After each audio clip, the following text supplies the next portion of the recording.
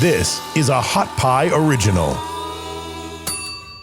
Hello, Dr. Shafer. Thank you so much for joining me. Thank you for having me. Yes. We are here to talk about brains. And, we all want them and we all have some of them, I guess. And so we want to make sure that ours is functioning, doing well. And so I have a few questions for you. But first, please tell us a little bit about your background and why you're not just a pretty face here talking about brains. Thank you. So background is I actually minored in neuroscience in college, fell in love with it by accident. Yeah. And went from there, went to medical school, and kind of found out that the one thing I truly enjoy about everybody is their brain. So did my residency in Chicago at Loyola. And then I actually did a movement disorder fellowship at the Muhammad Ali Center in Phoenix. So I'm a subspecialist as a neurologist. So I handle Parkinson's, dementias, things like that. So not just stroke. And then afterwards, I was a professor at the University of Utah. I have a research company, actually, believe it or not. So I do a lot of research. Yeah. Fell in love with research also by accident when I was at the Muhammad Ali Center, and carried that with me to the University of Utah. And California is home. So about 3 years ago now, I actually decided it's time for me to come home. Took over for a retiring doctor out here. So I opened up my own business and took over her practice. So I run a fairly large Parkinson's and movement disorder clinic out in Newport Beach. Yes, you do. And okay, so brains. There's so much that we don't know about brains. And I know that we are coming into the time in the world that we are really, truly having exponential understanding about brains. And I did a little bit of research about that. But first of all, I want to ask you, what are the factors that you would suggest to anyone to boost their brain health, to keep them healthy, having a healthy brain? Main thing is activity. Here in the U.S., a lot of people love the television. And nothing wrong against television, but that is a very passive activity where our brains are not being active. So you want to exercise your brain. Just like your body, you need to exercise your brain. So it's providing the fuel that it needs. So drinking water, making sure that you're eating enough healthy foods. Don't just supply your brain with sugar. And then making sure that it's active. So you view it just like a muscle that you would on the rest of your body. So there's no separation between the body and the brain in terms of what makes it healthy. We all know we have to exercise. We all know we should eat good food, all this. So it's the same thing for brain health. And absolutely. Yeah. Okay. So if we wanted to do specific fitness, if you will, for brains, what would be a fitness tip you would have for memory? For memory itself, again, it's the specificity of it is difficult simply because you have to do what you're engaged in. So for the younger generations, a lot of it's video games. We're actually doing a lot of research with memory and virtual reality video games, believe it or not. Really? Right. And so there's a new company that I've been working with recently who they actually program and they put computer games into this virtual reality system. And it's actual exercise for your brain that they have made fun. And so it's a video game, all virtual reality that you're wearing.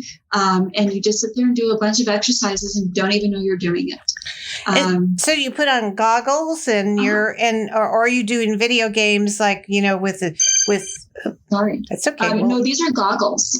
So it's if you've seen hold on a second. Yes. Let's edit that out and let's come back and just go for the goggles. Okay, go on. Perfect. Yeah. So these are if you've ever seen the Modus XR goggles, that's what these are. Interesting. Yeah. So you put that in any age, but teenagers, young adults, of course, they're big on video games. So are they literally helping their brain when they're doing that? Absolutely. That's the beauty of it is you're actually training the brain doing video games. So it's a lot of fun. There's a concept, if you've heard of luminosity. Yes, I have. It's an online, basically, again, video games that you can play on the computer where it's just fun. You don't know you're doing it, but a lot of it is the computer actually exercising with your brain.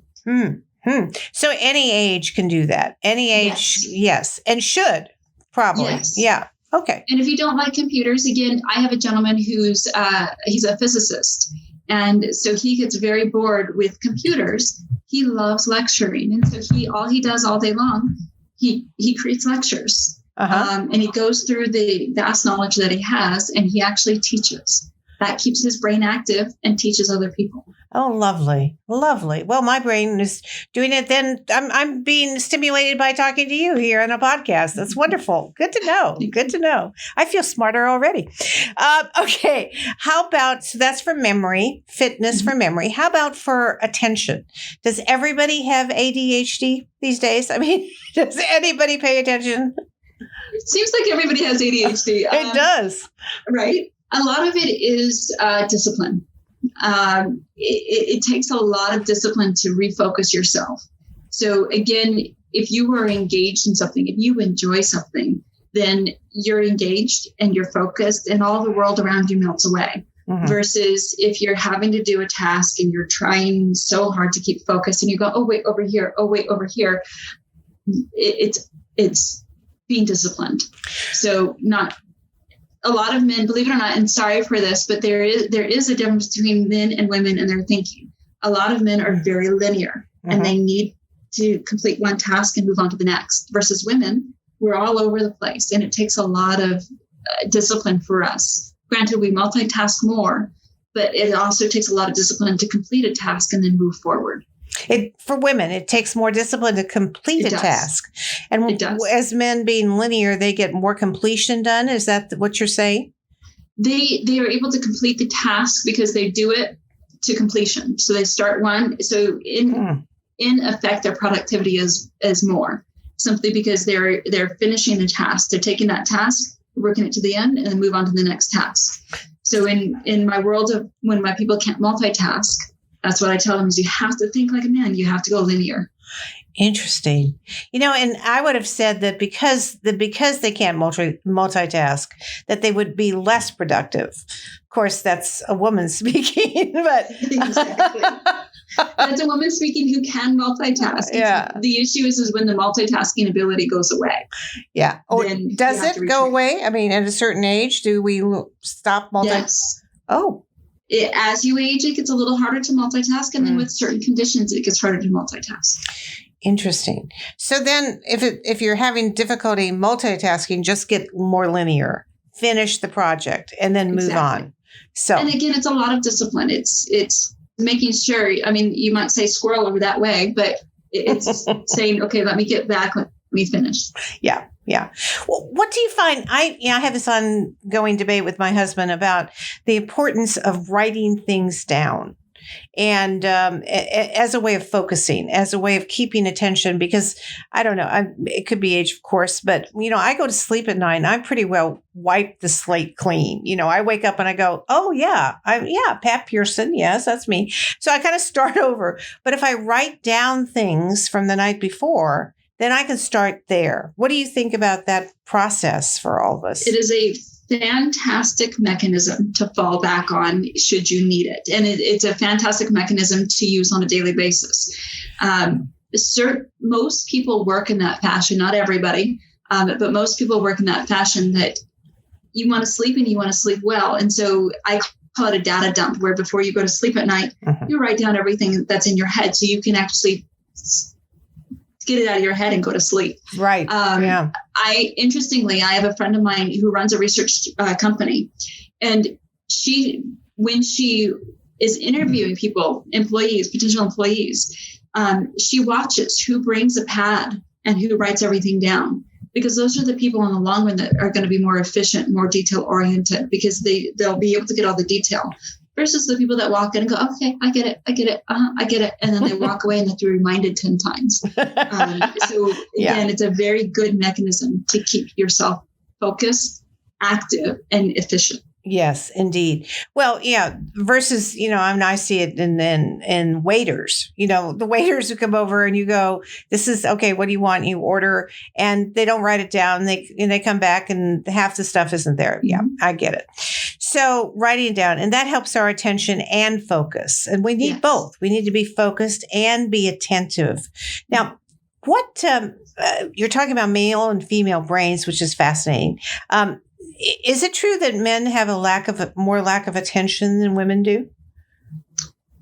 I actually would say the opposite, believe it or not. I think that men, it depends on what I know, right? Whoa! I think it really honestly depends on what it is. Women are more emotional by nature.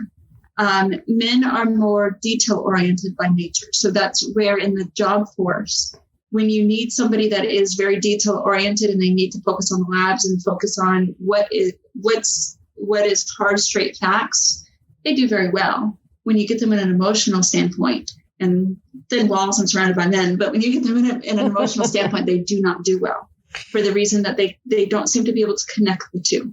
Well, and tell me a little bit about the brain in that, in emotion and thinking and the differentiation of the two. Because, in my line of work in mental health, of course, we do a lot of talking about thoughts are things, if you think and it directs your feelings and logic are in opposition many times. But where exactly in the brain, just for us nerds who like to know that stuff, where is all this located? That's the age-old question. We don't know yet. Oh, really? I thought you really. Yeah. There are theories. It's kind of like there's a theory that the memory starts in the hippocampus. However, we don't know that for sure. So we also don't know why emotion exists. We have theories. It's kind of like the age-old story of Phineas Gage. With the thing in his head. Yeah. Exactly. Psych 101. Yes. You got it. Yeah. So the question was that real or was that not? Because 100%, you can't prove it. So the people that got the lobotomies, 100% did not act the same way. So let's go back to Phineas Gage, because most people don't know that. Tell the story, please. Phineas Gage, I don't remember what year this was. It was a very long time ago. He was a young and upcoming gentleman who very well-to-do, very smart guy. He was a young foreman who he was batting down railroad tracks. And as he was hitting one of the explosives, it actually took one of the rebars and threw it back through his head. And so it actually went right through his frontal lobes and out the other side. Right. It didn't kill him. It didn't kill him. He survived it. He was actually awake the entire time and talking. Jeez. Right. Yeah. And so they noticed the doctors that saw him actually wrote journals afterwards, and they noticed that he became he had bits of rage. He had separation of emotions, and that's where our frontal lobotomies came to be. They took a lot of this information. The guy also had seizures. He had a lot of other things going on, but they noticed a straight personality change with him. Yes. And that's where, again, in the psych world, it became lobotomies. Yes. Which once again is a cutting between the lobes of the brain that was done, and it still is done, I think, for reducing anger and anxiety and all kinds of other things. Whether it worked or not is a whole nother question, I think. Yeah. Right. Yeah. It seemed to work very differently in everybody who had it. So that's, again, the age-old question is, where does personality come from? Where does emotion come from? We don't know yet.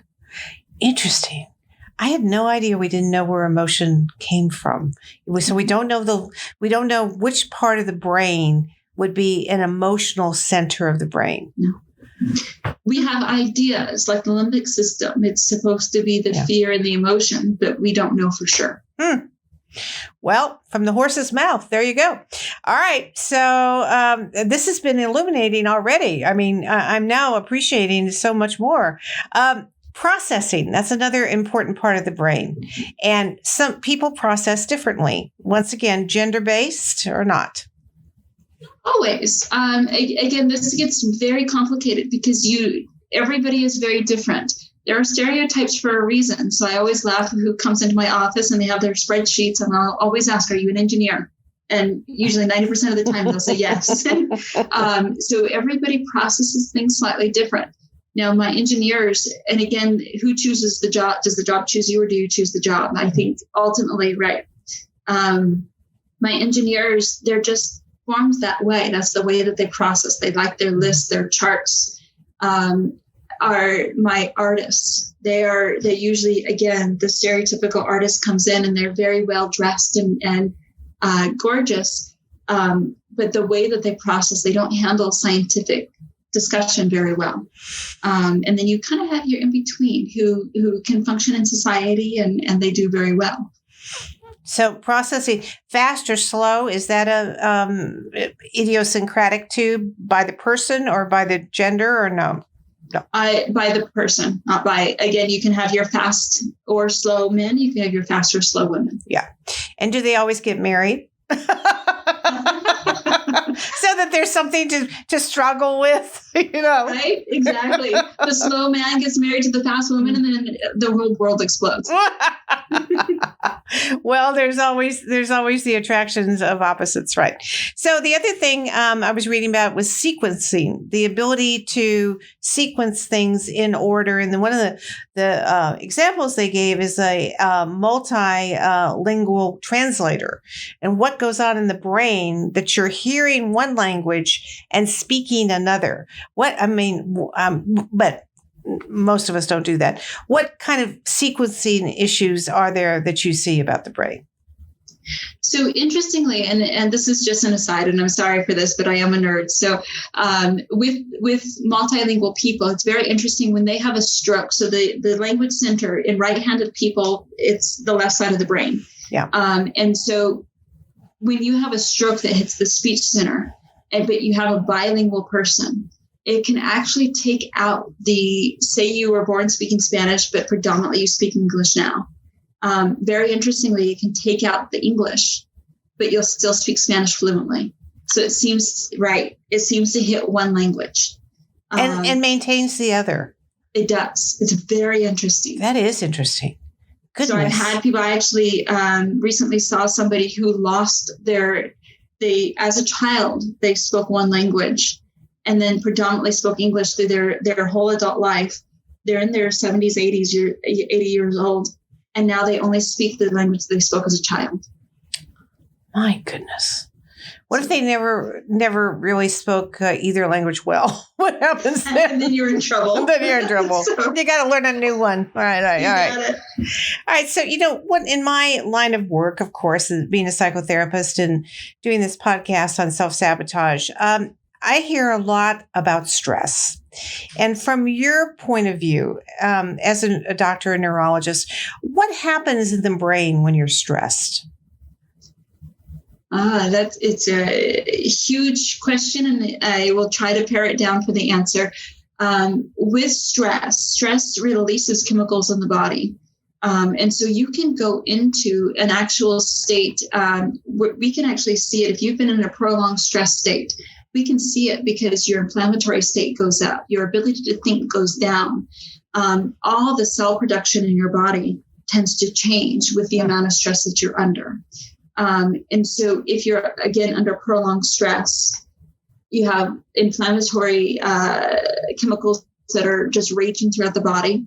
Your brain is not functioning the way it's supposed to because of the inflammatory chemicals. On top of that, probably not sleeping well, which isn't feeding your brain. Your brain needs to have some sleep to rest and reset. Sure. So in effect, prolonged stress will harm you over time. And how long is prolonged?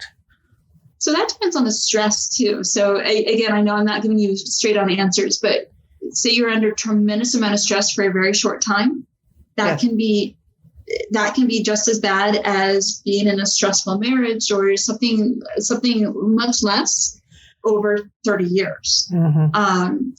They have a lot of interesting studies on our prisoners of war.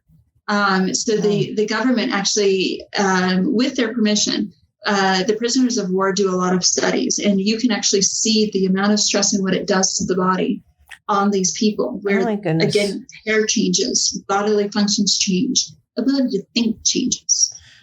Goodness.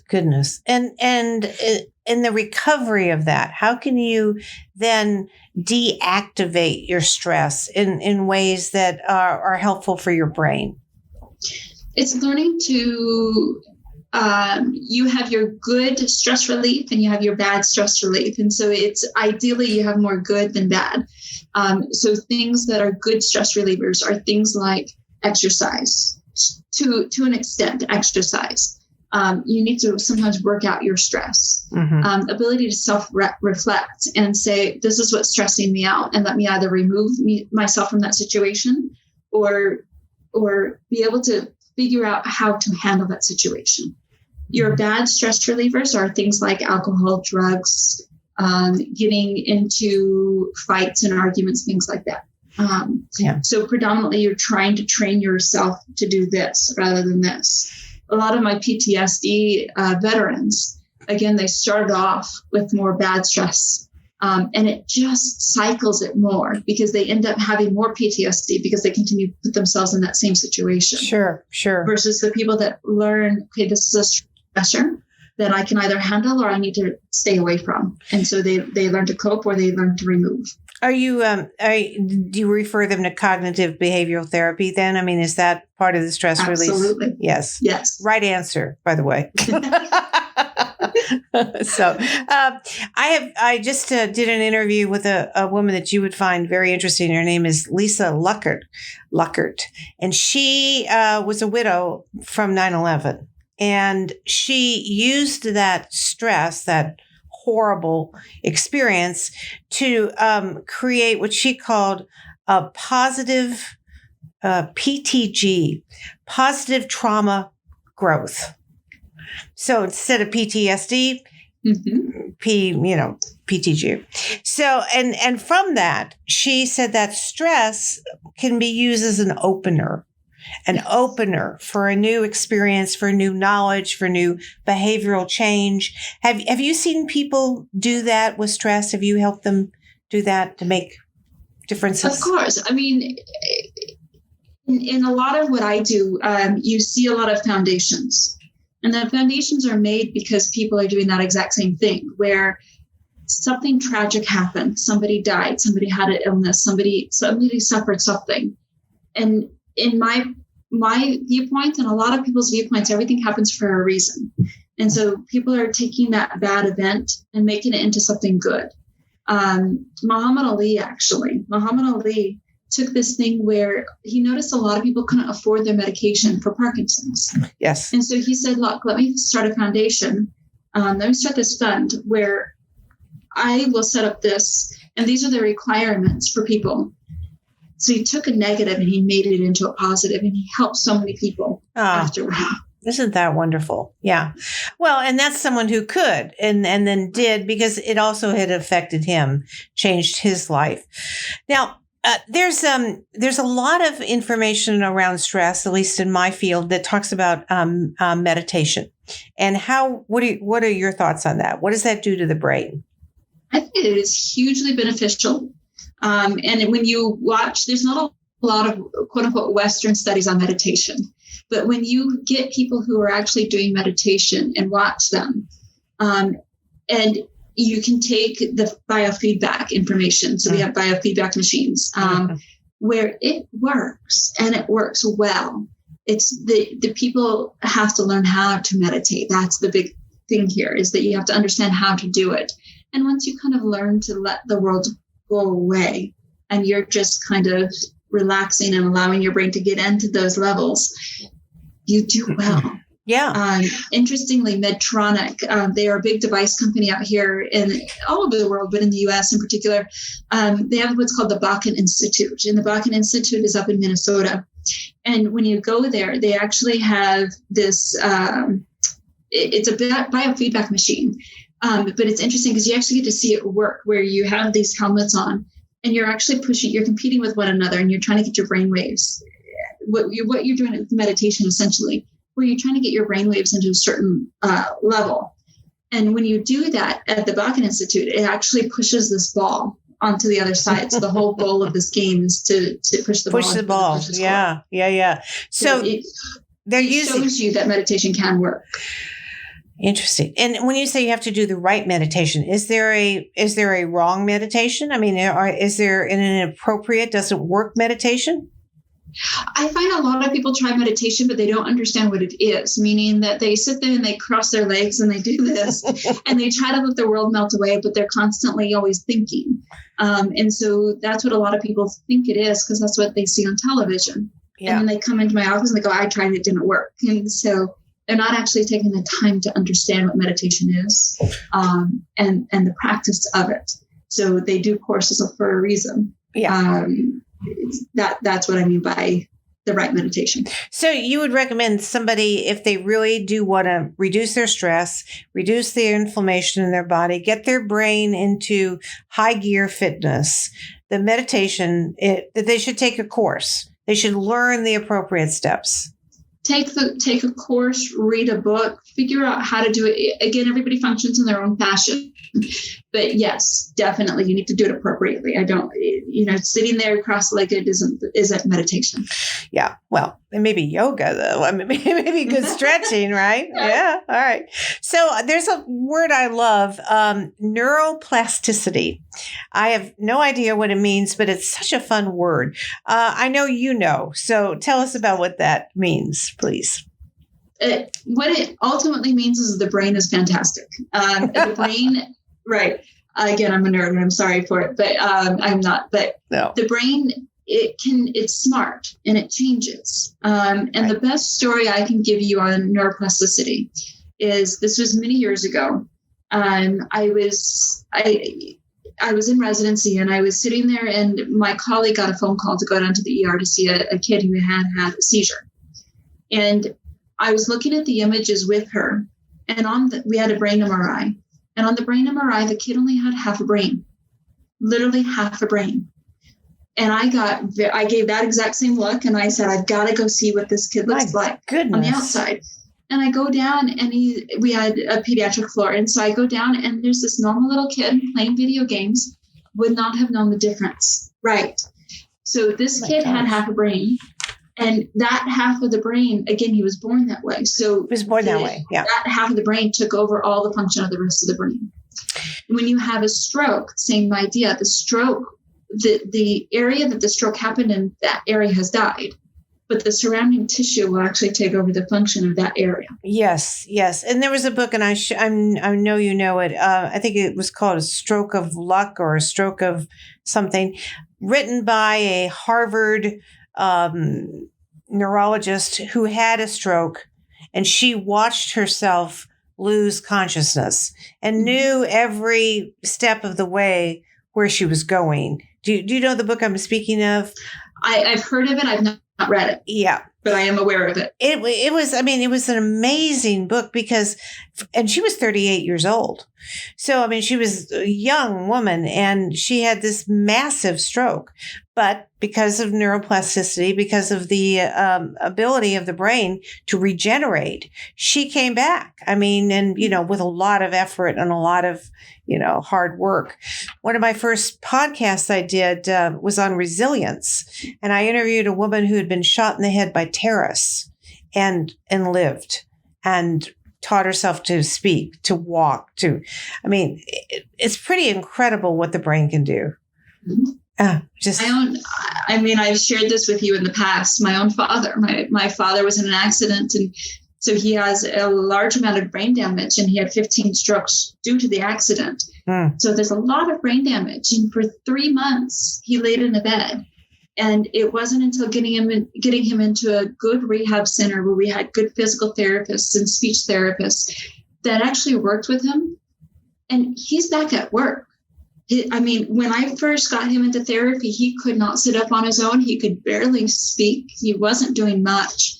And now he lives on his own and he's back at work. That is the beauty of being able to exercise the brain out.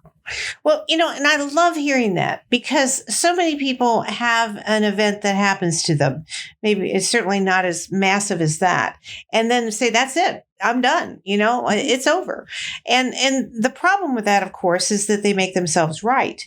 But what you're saying from a clinical point of view, I may say it from a psychological point of view, don't give up hope, don't give up, the ability to take steps. But clinically, they can rebuild their brain.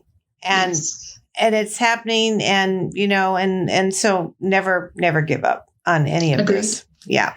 Okay. So for brain health, and the little thing I wrote up here, I had 3 steps that I listened to PBS. This is where my knowledge has come from. And they said, the first step that you have to have for brain health is engagement. Would you agree with that? You have to stay in social contact and Absolutely. engaged. And Yes. is that engaged with anything or people or video game? What does it mean exactly? It means anything that you are interested in. So again, most people at a social contact. So what I have seen during COVID is a lot of people, they have been self-isolated and they have lost a lot of function. They have lost their ability. The brain-mouth connection is not quite there at the moment. And I know that they'll get it back, but it was simply that they stopped talking to people. They kind of just sheltered in their house and stopped talking. Now, right. Wow. Different, but that's what happened. Wow. A lot of people, though, there are people that don't like people. And so those guys, I'm not going to say you must social interact. More they like, again, games. They'll like reading. They like keeping active. So it's engagement or whatever you're interested in. Yeah. And that's going to keep the brain, jiving. Yeah. Okay. Yes. We've talked about exercise and physical exercise. Any brain exercises? I mean, just pure brain exercises like luminosity you were talking about. Are there other, apps or anything people can do? Oh yeah. If you search on your app store, brain health, it all comes up. So there are lots of different games. We always recommend things like crosswords for our older population they don't like their cell phones. Yeah. It's things like crosswords, chess, any of those board games. Reading is huge. Again, just keeping active in something that engages you. So I have a gentleman, he's 101 years old. Oh my goodness. He's a doctor, and he loves to write all of his stories down. And that's what he does is he writes books. And I swear that he comes in just to sell me his new book. So he comes in every 6 months and he goes, I've written another one. I'm going, okay, yes, I'll buy. You're fine. Go out, write some more. Exactly. Yeah, for sure. And then strategic cognitive learning. You hear about, if you really want to keep yourself, sharp, you should learn a new language, right? Play a musical instrument. Any of these, all of these, if you want to, heighten your brain awareness.